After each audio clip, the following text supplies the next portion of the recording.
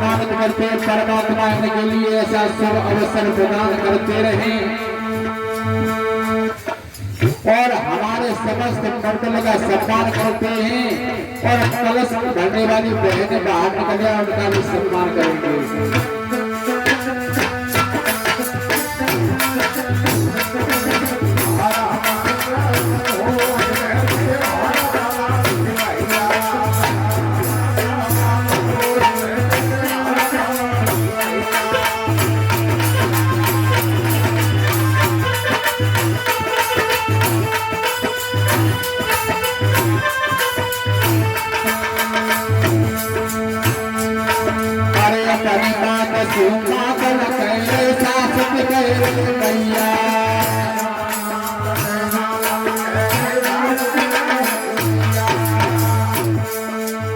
देख लो ये सामने है वो तो गलत बात नहीं अपनी पहचानी की जवाब देने में समझ लगती है।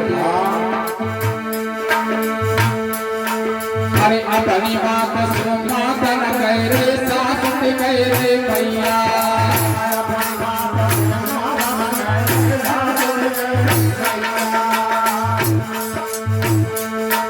और अपने भ्रात सुन खलाए बोल सारा बनाए लो भैया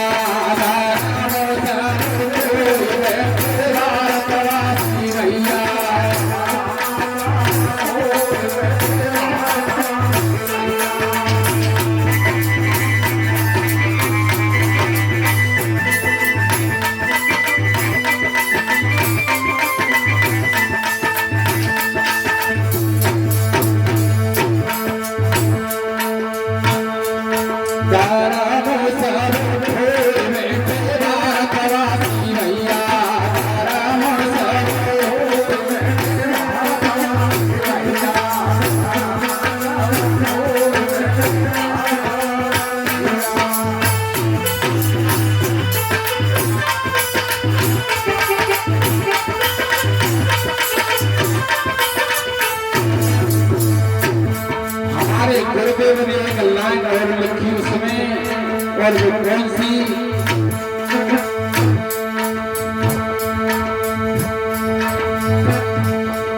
अरे मानव हरे जादुहारे ठाड़े कोई नए बात पूछैया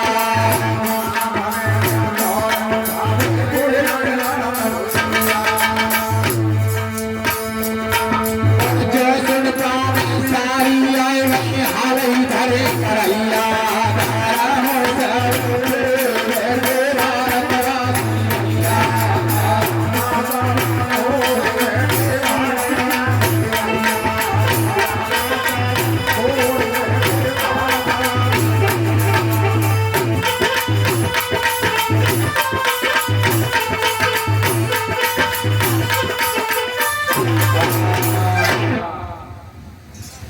डुकरिया की लड़ाई है जब तो 6 महीना निकल जाते हैं बिल्कुल जवाब नहीं देते और जब ससुराल में न पहुंच जाए तो डुकरिया बहुत अच्छी लगती मम्मी मम्मी कहते झूठो अक्षर न जाने डुकरिया पढ़ी लिखी न हो तो मम्मी के और अपना भाई होता है और भाई को भी पीठ दे देता है वो इंसान नहीं होता है। ऐसा नहीं होना चाहिए। समाज में इतनी कुरीतियां फैल रही हैं उनकी तरफ व्यक्ति को ध्यान नहीं देना चाहिए। भाई को भाई कहना चाहिए, चाचा को चाचा कहना चाहिए, माता को माता कहना चाहिए, परंतु ये समाज को समाज के तरीके से देखना चाहिए। कथा के प्रेमी भक्तों, समय का अभाव है, धीरे धीरे आ जाए कथा के प्रसंग में। श्री सुखदेव जी समझा रहे थे राजन परीक्षित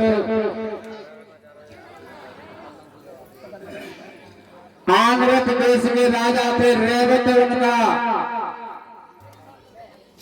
आंध्र देश में राजा रेवत थे और उनकी कन्या का नाम रेवती था। जब विवाह की हुई तो रेवती की शादी बलराम ने साथ में हुई थी और इधर कुंडलपुर में महाराज भीष्म को निवास करते थे। उनकी पत्नी का नाम पद्मावती था। महाराज भीष्म को प्रजा की देख रेख करते थे, सुखपूर्वक से निवास करते थे। उनके राज्य में प्रजा को कोई भी कष्ट नहीं था। इधर द्वारका में भगवान कन्हैया निवास करते हैं, बलराम साथ में है। नाना उग्रसेन को राजा बना दिया है। 56 करोड़ यादवों की सेना है।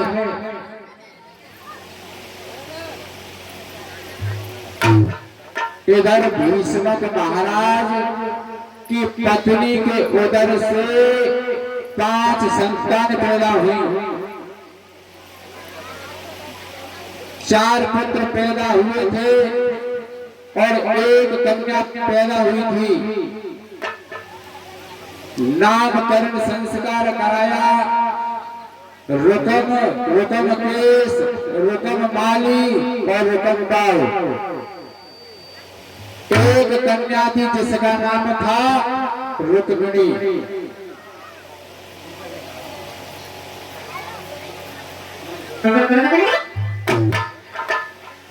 हेलो, देखो हमारे माननीय सम्माननीय में नाम तो क्या लूं, हमारे श्रीमान चाचा जी डॉक्टर साहब प्रेमपाल सिंह एक हार माला से सम्मानित करते। मैं परमात्मा से निवेदन मांगता हूं, हमारे चाचा जी डॉक्टर साहब की लंबी आयु रखे और सदा सर्वदा इनका सम्मान समाज में मिलता रहे। बोलो गोविंद भगवान की। आ जाए कथा के प्रसंग में। श्री सुखदेव जी समझाने लगे, राजन परिषद जब धीरे धीरे रुक्मिणी बढ़ने लगी और भीष्म महाराज प्रजा की देख रेख करते हैं बड़े आनंद पूर्वक से और कुंडलपुर में निवास कर रहे थे। जब लली लाडली रुक्मिणी जब बढ़ने लगी और विवाह योग हुई तो विचार करने लगे इसकी शादी किसके साथ में की जाए, कौन हमारे योग्य राजा है। पति पत्नी दोनों बैठ करके सलाह कर रहे थे। पत्नी ने कहा, बड़े पुत्र का परामर्श ले लो। एक दिन भीष्म महाराज ने अपने बड़े पुत्र रुकम को बुलवा करके कहा, बेटा हम एक बात पूछना चाहते हैं। पिताजी, तुम्हारी बहन रुक्मिणी शादी के योग्य हो चुकी है और इसकी शादी कर देनी चाहिए, बताओ किसके साथ में करना चाहते हो। उनके पिताजी, तुम अभी नहीं जानते हो। उनके रुक्मिणी के योग्य वर की तलाश करो, कोई वर ढूंढो जिसके साथ में रुक्मिणी की शादी हो सके। रुकम ने कहा, रुक्मिणी के योग्य वर है तो शिशुपाल है और शिशुपाल के लिए रुक्मिणी की शादी कर देनी चाहिए। भीष्म महाराज ने कहा, बेटा ये क्या बात कर रहे हो। उनके पिताजी ने यथार्थ सत्य कह रहा हूं, रुक्मिणी की योग्य वर है, उल्टा रिश्ता है, उसके साथ में कैसे कर सकते। रुकम ने कहा, एक बार नहीं 1000 बार कहो, शादी होगी तो शिशुपाल के साथ में होगी, वरना किसी के साथ नहीं होगी। और झांकी गई कल कलश भरने वाली बहन कह रही, झांकी बनवाओ तो विचार हो तो झांकी बनवा दो।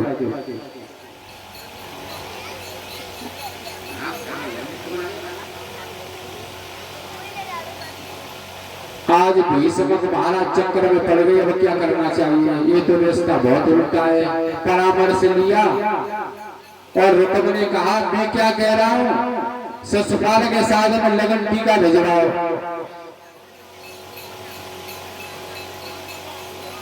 रुक्मिणी के एक बार है शादी होगी रुक्मिणी की तो शिशुपाल के साथ होगी। चमेली का राजा है, नाते में मेरा साला है। भीष्मक महाराज डर गए, उनके पुत्र की नहीं मांगने तो भी बिल्कुल बेकार है। तो एक पत्र बनवाओ और पत्र बनाए के और नगर चमेली के लिए भिजवा दिया। और जब पत्र शिशुपाल ने पढ़ा तो शिशुपाल मुस्कुराने लगा। जब पत्र पढ़ो और बुद्धि में झटका लगा कि रिश्ता उल्टो है, शादी नहीं होगी।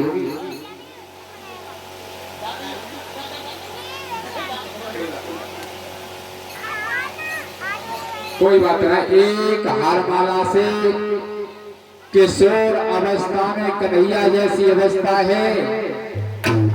और नाम क्या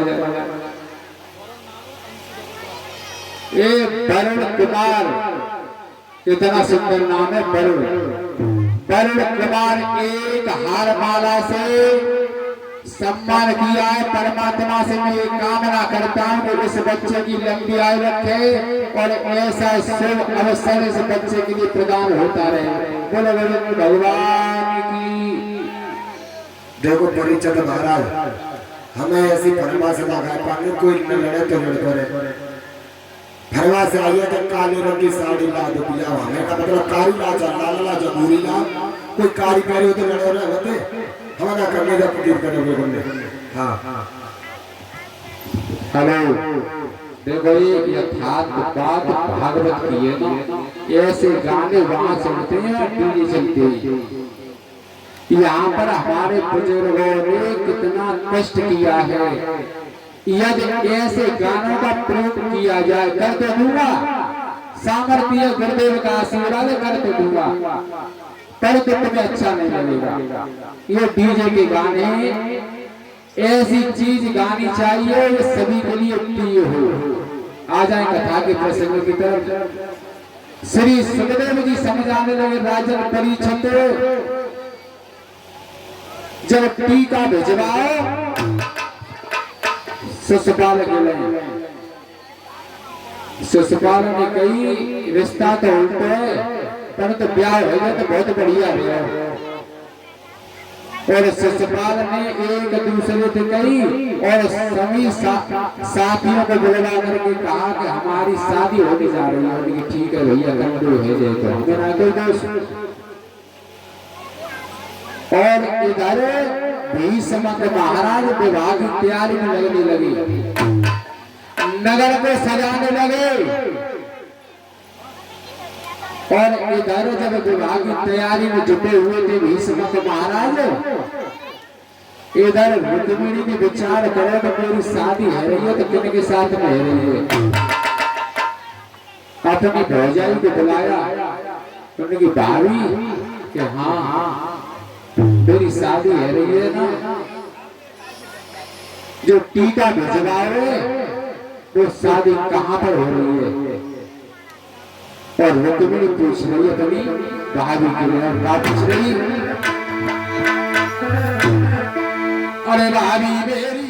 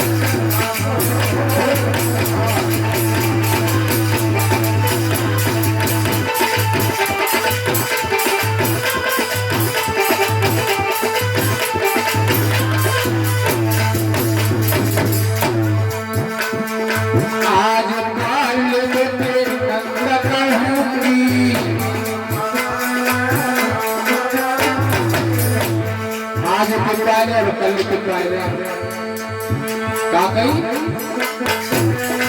आज कल कहूंगी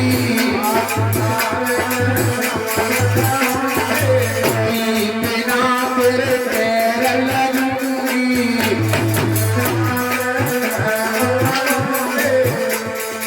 सारा से बने हो जाए तेरी बातें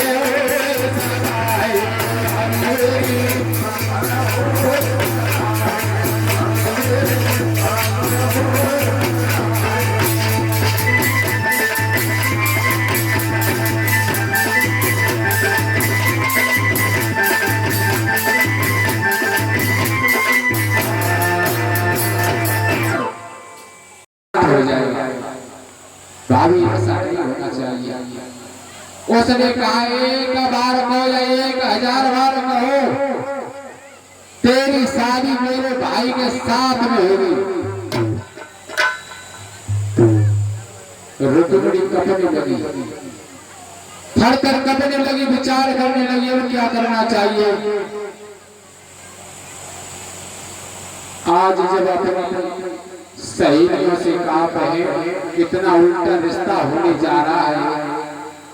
एक सहेली ने आकर के कहा बहन रुक्मिणी शरीर कमजोर हो गया है, चेहरा कुमलाया हुआ है, चेहरे पर उदासी है, क्या बात है।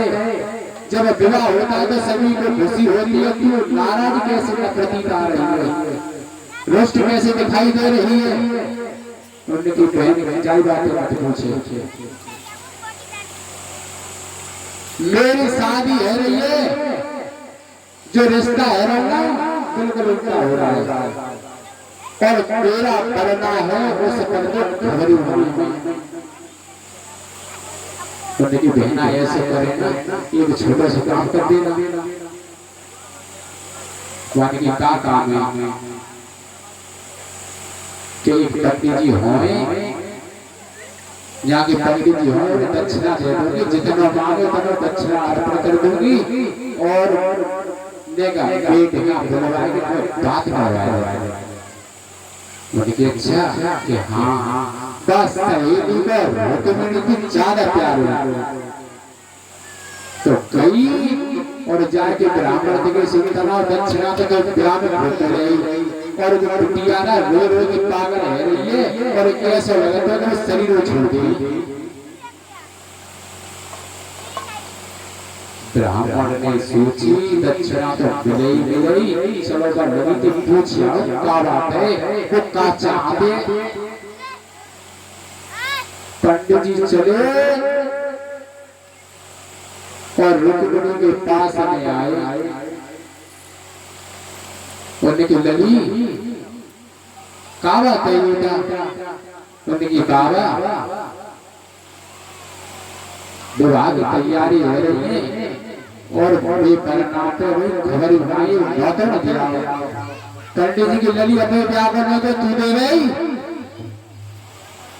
अपने ब्याह करना तो तू दे गई और ब्याह करना तो नहीं कहते तेरे बाप महतारी देंगे, भाई देंगे। silent. This is my personal matter. This is my personal matter. बाबा धीरे बोलो,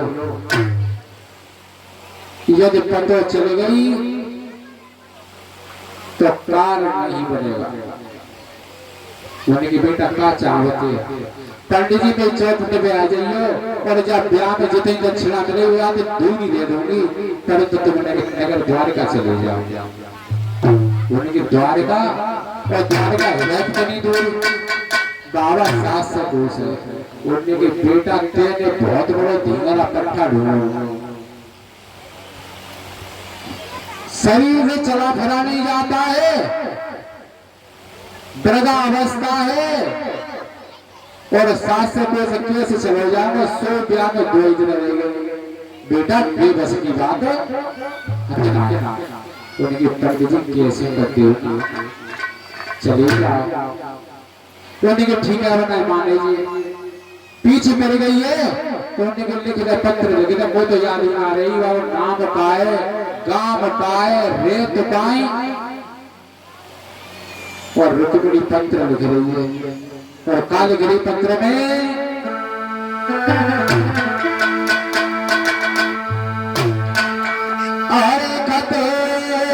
लिखे रुक्मिणी नारे सुध ले लो बंसी बारे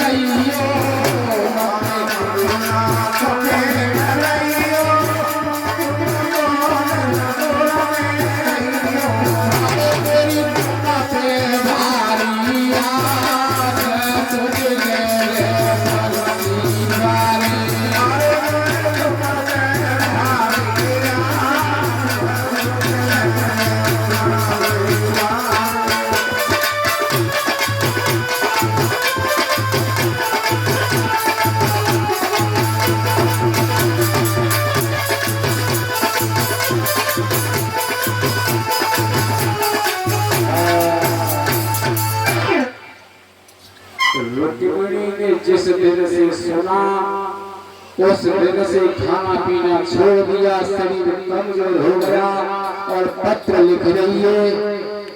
द्वारकाधीश द्वारकानाथ जैसे तुम्हारे लिए पत्र मिले तैसे शीघ्र से शीघ्र नगर कुंडन पर गिरी आ जाना। मेरा भाई कितना अनुरोध कर रहा है, मेरी शादी अपने साले के साथ में करना चाहता है। और एक लाइन नीचे लिखी रुक्मिणी ने काल की, तुम्हारे बिना और कौन रे मेरा, तुम्हारे बिना और कौन रे मेरा, तुम्हारे बिना और कौन है मेरा, तुम्हारे बिना और कौन है।